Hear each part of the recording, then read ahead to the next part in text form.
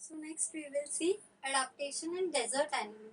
Desert animal जैसे हमने India में देखा है, राजस्थान में डेजर्ट है, तो डेजर्ट में जीना बहुत मुश्किल होता है.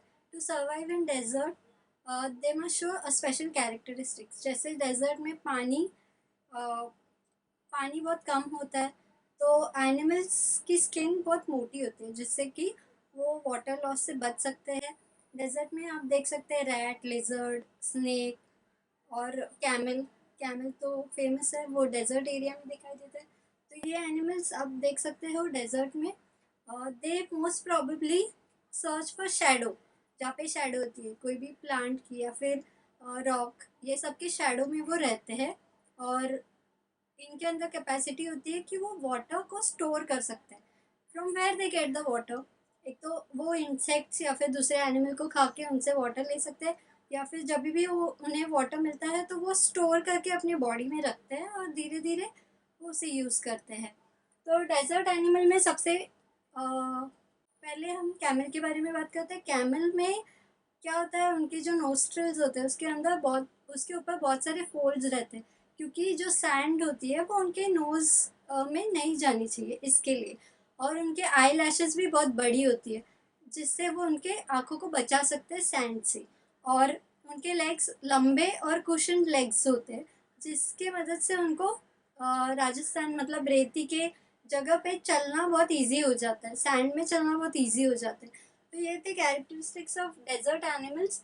Next we will see adaptation in snowy region animals. Snowy region मतलब जहाँ पे बर्फ गिरती है.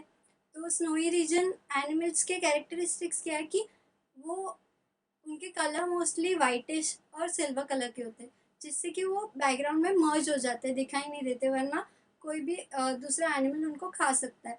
तो स्नोई रीजन एनिमल उधर ठंडी होती है, इसकी वजह से उनके बॉडी के ऊपर बहुत सारे बाल होते हैं जो उनको प्रोटेक्ट करते हैं ठंडी से. So example of snowy region animals are yak, polar bear, white fox, silver fox, mountain goat, husky. So these are the snowy region animal. Now next we will see adaptation in aerial animal. Adaptation in aerial animal means the animals which they can fly. Aerial. Aerial means they can roam in the sky. So example of them is birds who can fly. So what are the characteristics of aerial animals? They have a spindle shaped body. उसका मतलब है वो body type उनकी ऐसी होती है जिसकी वजह से उनको हवे हवे में ऊपर रहना पॉसिबल हो सकता है. और उनका हॉलो बोन्स होते हैं. हॉलो बोन्स मतलब उनके बोन को वेट बहुत कम होता है जिसकी वजह से वो ऊपर उड़ सकते हैं. The most important things, they have feathers. तो फेदर्स की हेल्प से वो अपनी बॉडी को भी प्रोटेक्ट करते हैं और वो उड़ने के लिए वो फेदर्स का यूज़ करते हैं. और एरियल एनिमल्स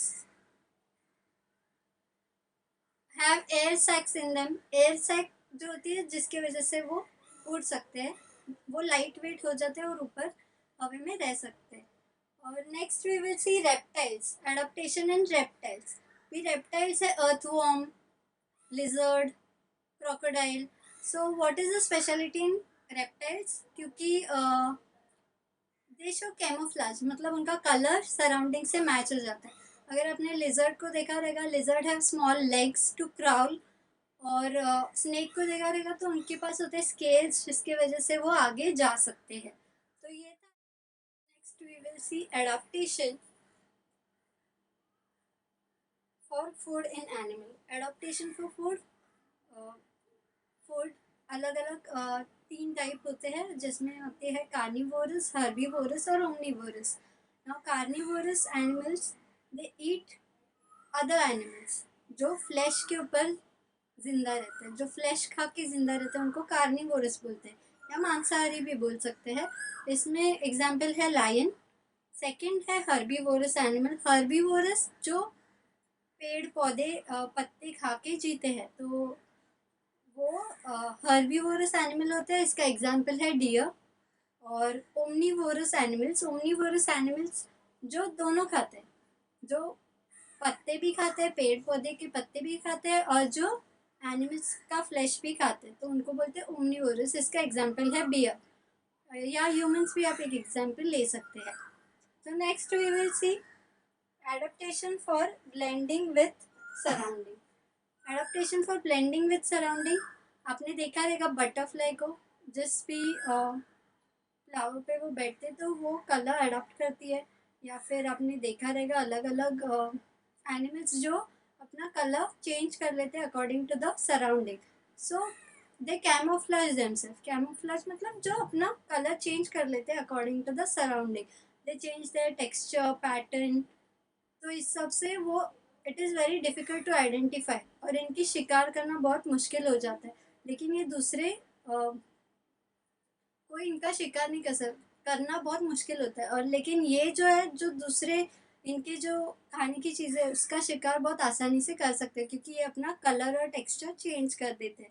तो ये पूरा था एडाप्टेशन इन एनिमल्स, जिसमें हमने देखा adaptation in aquatic animal, adaptation in amphibian, adaptation in forest and grassland animal, adaptation in desert animal, adaptation in snowy region animal, adaptation in aerial animal, adaptation in reptiles, adaptation for food in animal, adaptation for blending with surrounding.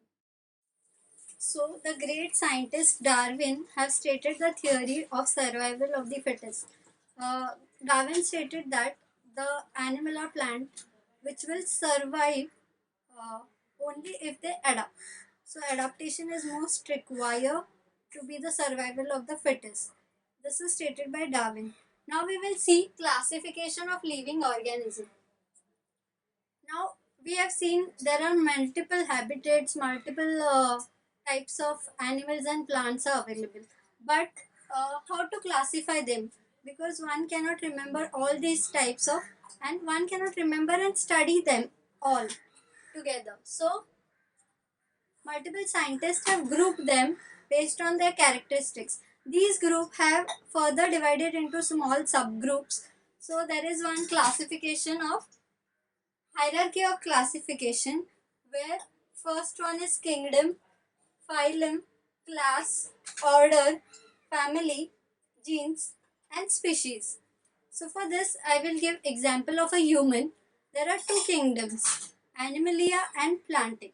So in kingdom, the example of human will first see kingdom will be Animalia, then phylum will be Chordata, class will be Mammalia, order will be primates, family hominid, genes homo, and species are sapiens. So this is example of classification of living organism, example of a human. So human can be classified based on this hierarchy. Suppose there are two people with the same name in a class. Suppose there is a person called Kiran with different surname and other with different surname, but the first name will be same. So if I call someone, both of them will come up. But to remove that confusion, I have to call out full name, that is first name and last name. So this is what followed in binomial nomenclature. The scientist Charles Linus have given the binomial nomenclature. What is binomial nomenclature? Bi means two. So two names are given. The first one is genes and the second one is species. So to identify particular plant, the scientific name given will be plants genes and plants species, whatever that plant species is. So this is used internationally. So it is international nomenclature. Worldwide, wherever you go, this nomenclature is used everywhere. So it reduces the confusion, because अलग अलग area में अलग अलग plant और animal को अलग अलग नाम दिए जाते हैं जो लोकल होते हैं, लेकिन इनके साइंटिफिक नाम जो बायोनॉमिकल नॉमेनक्लेचर है वो वर्ल्ड वाइड सिमिलर होता है। तो इसके वजह से बहुत सारे एडवांटेजेस होते हैं, जैसे कंफ्यूजन कम हो जाता है, साइंटिफिक नेम होता है जिसकी वजह से आपको वो पर्टिकुलर ऑर्गेनिज्म के कैरेक्टरिस्टिक्स भी पता चलते हैं, क्योंकि उसमें होते हैं दो चीज़ें, जीन्स और स्पीशीज। तो ये एग्जाम्पल है बाइनोमियल नॉमेनक्लेचर का। इस चैप्टर में हमने देखा द लिविंग वर्ल्ड, इसमें ऑर्गेनिजम्स देखे अलग अलग होते हैं, फिर एडाप्टेशन, हाउ दे एडाप्ट, फिर adaptation in plants, adaptation in animals, then we have seen classification in living organism.